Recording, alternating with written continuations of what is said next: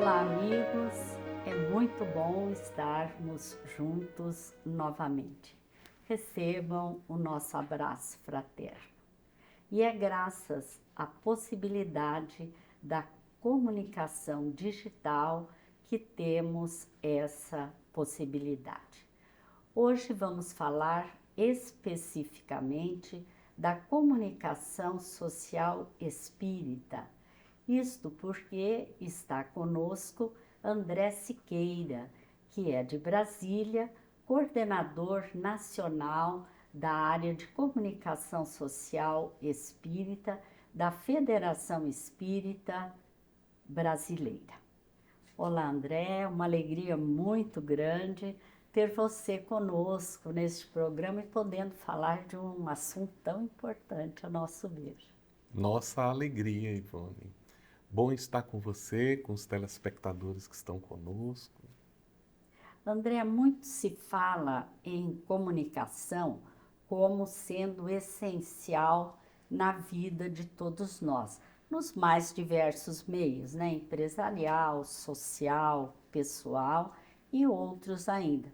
O que nós podemos ou devemos entender como sendo comunicação? Qual o seu objetivo e a sua importância? Bom esclarecer, Ivone, que há uma diferença sutil, mas muito importante, entre o conceito de comunicação que nós herdamos das chamadas ciências sociais, que se tratam de relações puramente humanas, que têm por objetivo tornar comum ideias e conceitos, daquela ideia que vem na doutrina espírita, na qual a comunicação ela aparece como um princípio filosófico.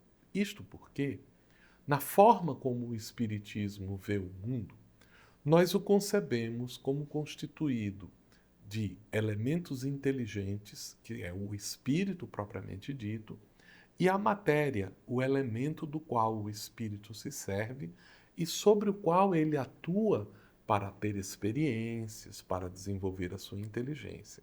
Mas entre eles há um mecanismo de comunicação que os espíritos denominaram o fluido cósmico. E isso vai nos permitir uma ideia muito interessante que é a necessidade de uma interação entre seres e coisas para, por meio de um processo comunicativo, promovermos o progresso. Nisso já salienta-se a visão que o Espiritismo tem de progresso. Qual é o papel da comunicação na vida dos espíritos, dos homens, das sociedades? Promover o progresso intelecto, moral das criaturas. Então, isso muda muito. O objetivo que a comunicação passa a ter é a de transformar o meio, o indivíduo, por mecanismos de compartilhamento de ideias, de sentimentos e de ações, promovendo então uma noção de comunicação como um elemento que faz parte da natureza das coisas. Então, nós podemos dizer que há uma verdadeira interligação entre os seres. Todos nós vivemos conectados. Veja que coisa interessante. Quando nós observamos o mundo infinitamente pequeno, há, entre os elementos químicos, uma vinculação regida pelos princípios da afinidade, na vigência do eletromagnetismo, na intimidade do átomo. Eles trocam elementos na força fraca, na força forte.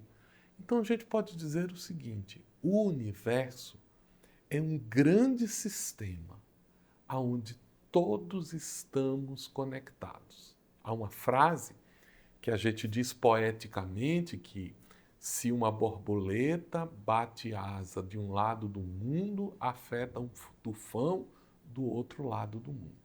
Por que isso é possível? Porque nós estamos conectados.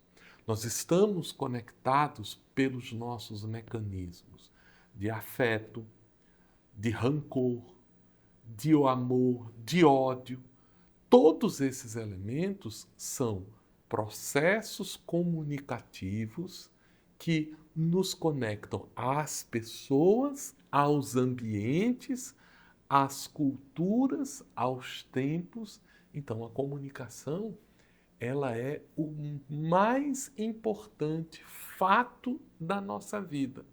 Porque quando eu falo com você, eu estou trazendo à tona as palavras que eu aprendi da minha professora primária. Então, de certa maneira, ela fala com você através de mim. Eu estou trazendo ideias que foram desenvolvidas pela humanidade.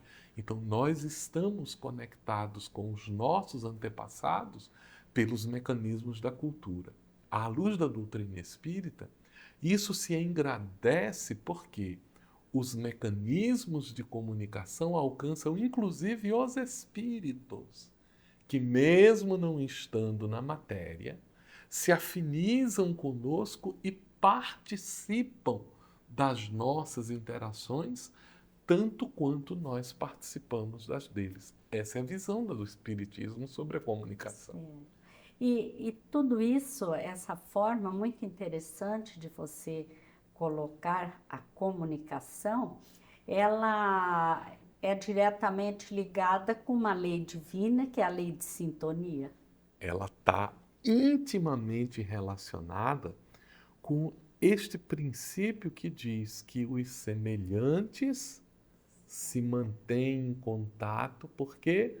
Porque vibram no mesmo circuito, porque mantêm interesses comuns, porque se reúnem com isso.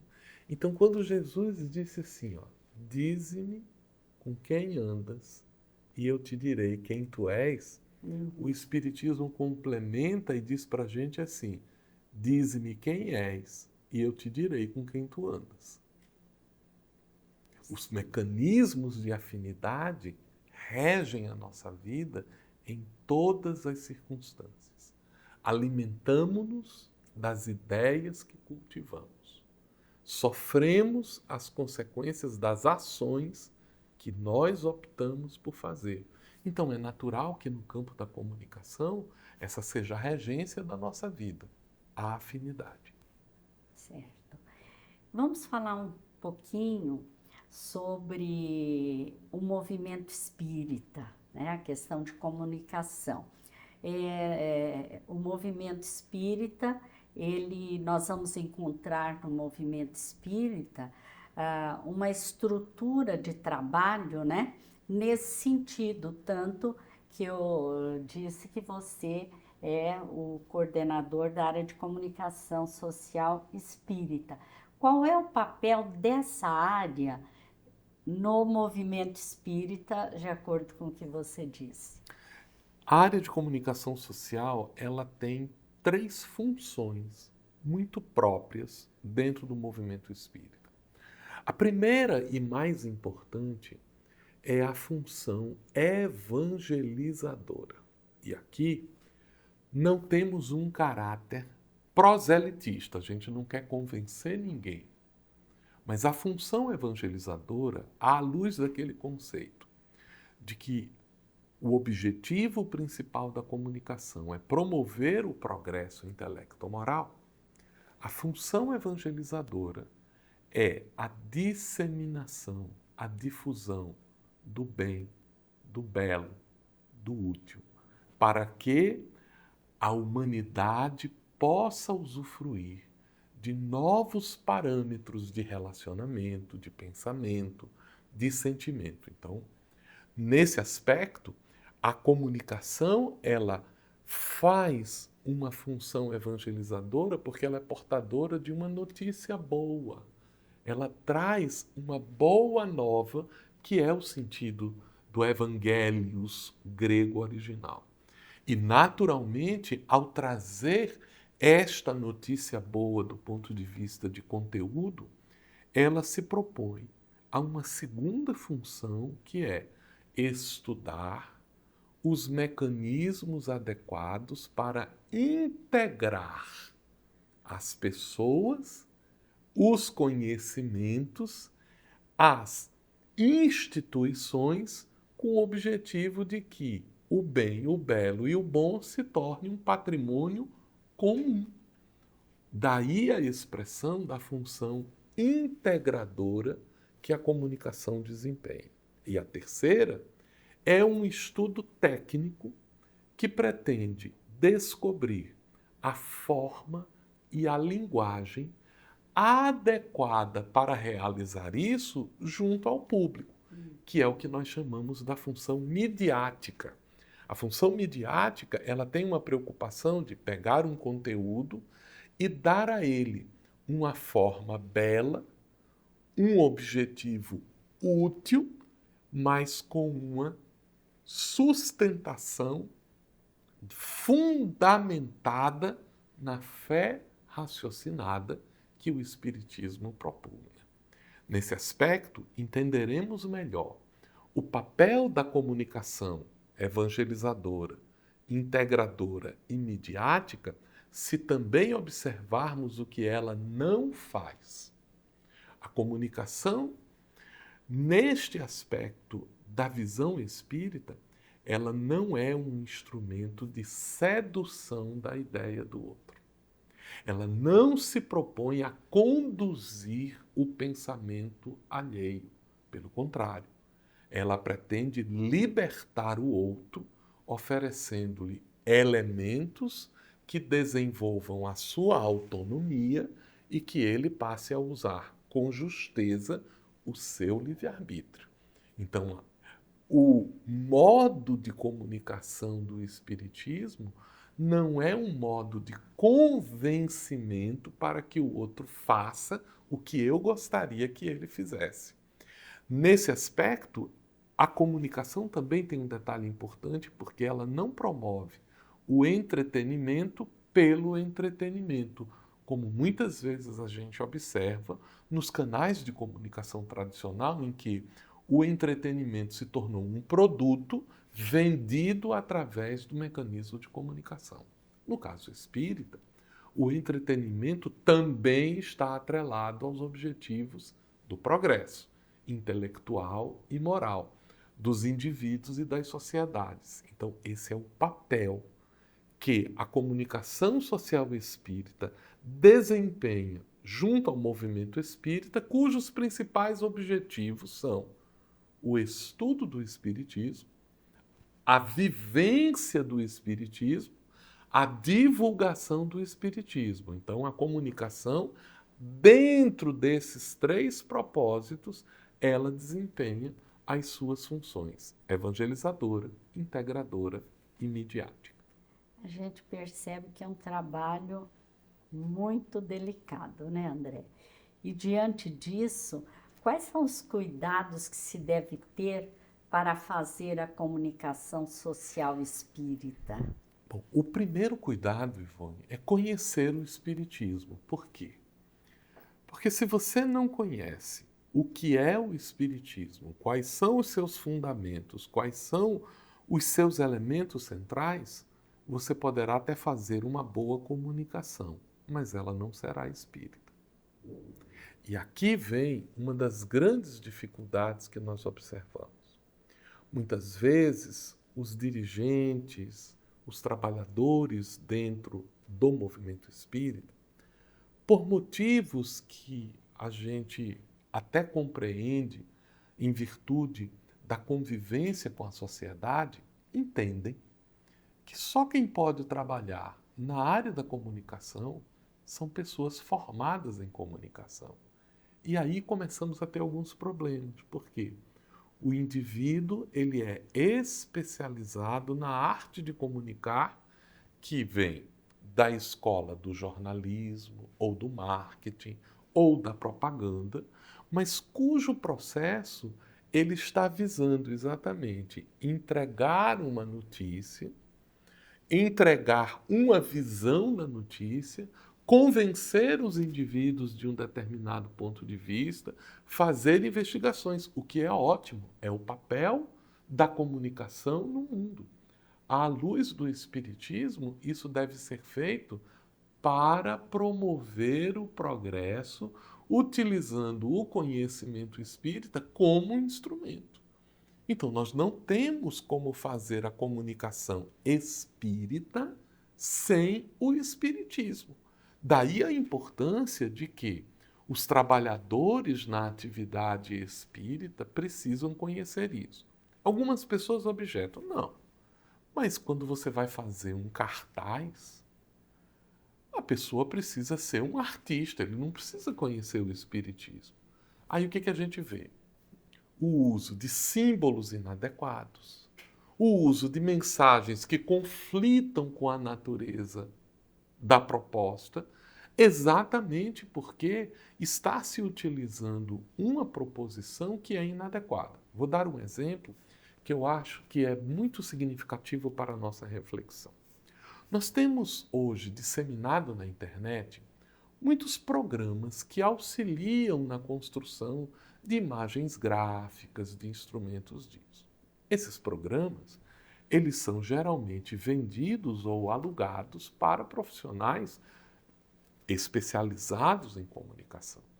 E a gente, às vezes, quer facilitar o nosso trabalho e pensa assim: vou usar o modelo de um cartaz bonito para fazer a propaganda da palestra do meu centro. Aí, quando ele pega o modelo, tem lá o lugar para botar a data da palestra. Ele bota. O lugar para colocar o título da palestra. Ele bota. O lugar para colocar a foto do palestrante. Ora, ele pegou um modelo, que é um modelo de consultores, que é um modelo de palestrantes sociais, que estão centrados no indivíduo. Então o cartaz fica com aquelas poses maravilhosas, com a foto do palestrante do tamanho do mundo e com a foto, os dizeres da palestra das coisas pequenininhas. Por quê? Porque na arte da comunicação do mundo você está vendendo o palestrante. E nós, quando não percebemos isso, a gente cai exatamente no mesmo problema. Quando, na boa comunicação espírita, quem importa não é o mensageiro. Quem importa é a mensagem. Então, na comunicação espírita, a gente tem que partir do pressuposto que é assim, olha, uma pessoa que não vai para a palestra, ela não vai para a palestra, mas ela vê o cartaz espírita, o cartaz precisa conversar com ela. Sim. E não precisa conversar com ela com a foto da pessoa. Tem que conversar com ela com uma mensagem que vai dar um recado, que vai fazer ela refletir, que vai colocar ela para pensar desse assunto. Então a gente diz assim, quando você pega uma peça de comunicação social espírita, que as pessoas se tornaram indiferentes a ela, essa mensagem não cumpriu o seu papel de promover o progresso dos indivíduos, porque este é o papel da comunicação social espírita.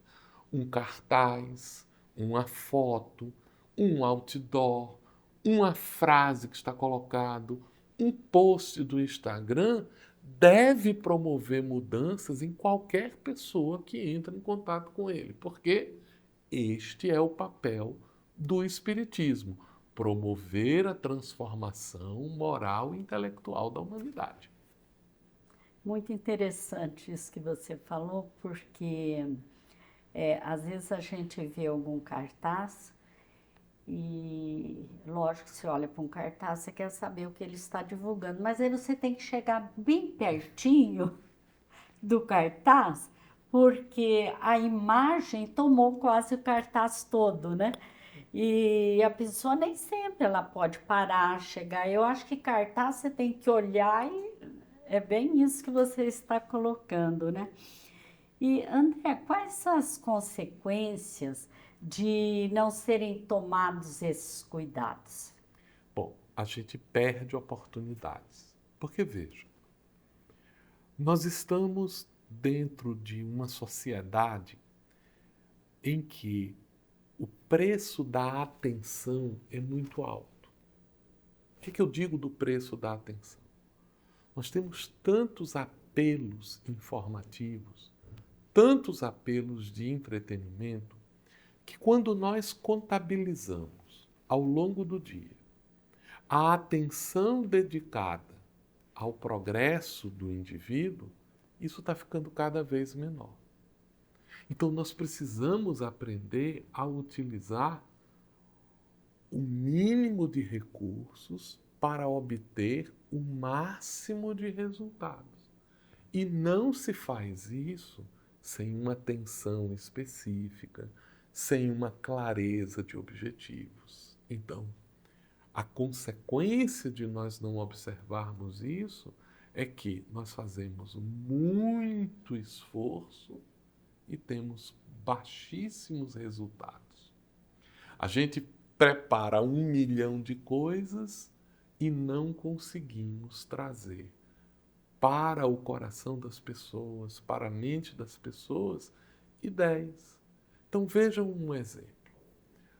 O Centro Espírita vai fazer uma palestra sobre suicídio. Gente, qual é o objetivo de você falar sobre suicídio à luz da doutrina espírita? Esclarecer. Esclarecer o quê? Esclarecer que a morte não é o fim. Esclarecer que o suicídio não é uma solução. Esclarecer que existem consequências para o espírito, para a família dentro daquele processo. E, sobretudo, esclarecer que não há solução, porque a vida continua. Mas nós também precisamos, numa palestra sobre esse assunto, consolar. Consolar quem está passando pela dor, consolar quem perdeu um parente amigo. Aí a gente faz um cartaz, onde para falar de suicídio a gente insinua o quadro do suicídio na imagem. Uma pessoa que viu essa imagem, o que ela aproveitou de boa nesse cartaz? Nada. Então nós perdemos uma oportunidade. E fica gravado. E fica gravado com ela. Então, ao invés de nós utilizarmos os recursos como âncora para chamar a atenção, dentro da doutrina espírita, nós damos a mensagem. Qual é o nosso objetivo em tratar sobre isso? É consolar? É. Então, quem vai preparar o cartaz deve se perguntar o seguinte: de que maneira esse cartaz pode consolar uma pessoa que não vai vir para a palestra? Mas que a pessoa simplesmente olhando para esse cartaz, ela entenda a mensagem que nós estamos querendo colocar. Isso reclama um desafio. Isso requer da gente habilidades na arte, habilidades na lógica, habilidades na linguagem, habilidades na semiótica. E o conhecimento. E o conhecimento, né, da própria doutrina espírita com isso. É essencial. Então, nós precisamos usar esses instrumentos a bem dos objetivos que a comunicação espírita nos oferece. Falando em comunicação, a gente lembra de Jesus, né? Como Jesus se comunicava, como ele transformava as pessoas só com a sua presença, Só com a sua presença, com o seu falar, né? André, muito obrigada mesmo pela sua participação. Foi muito bom ouvir essas colocações sobre a comunicação. Muito obrigada. Nós agradecemos e deixamos um grande abraço para todos que estão nos ouvindo. Muito obrigada. Antes de encerrar, nós queremos dizer a vocês do site momento.com.br da Federação Espírita do Paraná. Buscando esse site, vocês encontrarão mensagens consoladoras, esclarecedoras. São mensagens curtas, de 5 minutos, mas que fazem uma diferença muito grande para todos nós. Acesse momento.com.br. Agradecemos a todos, mais uma vez, por estarmos juntos e nos despedimos desejando a vocês muita paz.